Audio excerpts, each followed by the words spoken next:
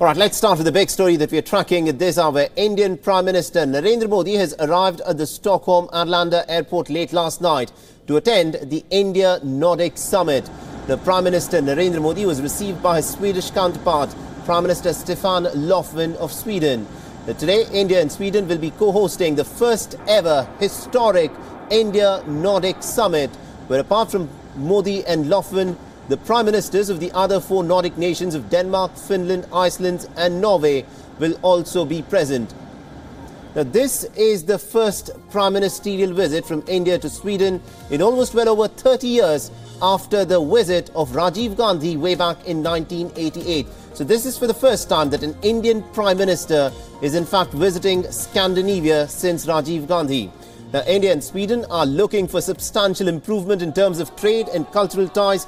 Over 180 Swedish companies are in fact already flourishing on the Indian soil, and as many as about 70 Indian companies have reciprocated by investing in Sweden.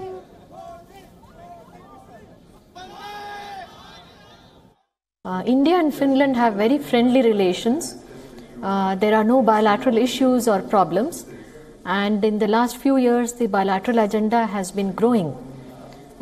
We have bilateral trade of about $1.2 billion, and bilateral investments are also growing.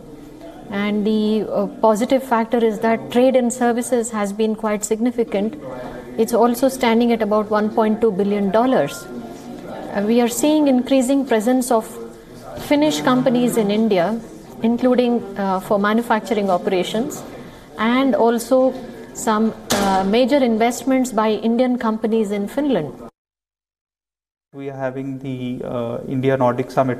Basically, the Nordic countries are all very advanced, very prosperous, and they are leaders in innovation. They have very good technology in a wide range of sectors, and this will be of great relevance to India in our developmental efforts.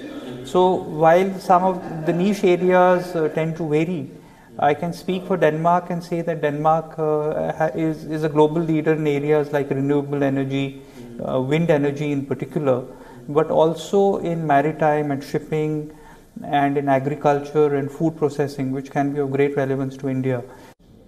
All right, so it is indeed a historic sort of a summit, the India-Nordic Summit, which is presently underway in Sweden. And to discuss more on this, we are joined in by our correspondent, Siddhant Sibal, who's joining us from Stockholm in Sweden. Good morning to you, Siddhant. You've been tracking the developments very closely for us on the ground. So what is to be expected of this India-Nordic Summit? Well, a lot is on the table in the India-Nordic Summit. It's just about 10:30 a.m. here in Stockholm, but the big focus will be on the Nordic Summit along with India and of course the bilaterals. But the first bilateral which is going to happen is with the Sweden's Prime Minister and of course the King of Sweden. The Indian Prime Minister is going to call on the Swedish King at the palace here in Stockholm, and after that there will be a shorter walk from the Prime Minister's office, where we will get, of course, good visuals of the Indian Prime Minister coming along with the Swedish Prime Minister from his residence, the Prime Minister of Sweden's residence, to the official place where the PMO is located. It's just like 5 minutes from that place, and they're going to walk. And of course, after that, we will get those press statements by both the leaders being made. And after that, there will be the big summit that's going to happen around 9 p.m. Indian Standard Time. Pretty important summit because it's for the second time that such a summit is happening between the Nordics and a particular country, and this time around it's India. First time it happened was during the tenure of US President Barack Obama. Absolutely indeed. And also besides the India-Nordic Summit, we also expect bilaterals to take place on the sidelines of the summit. So what is expected of the bilaterals here?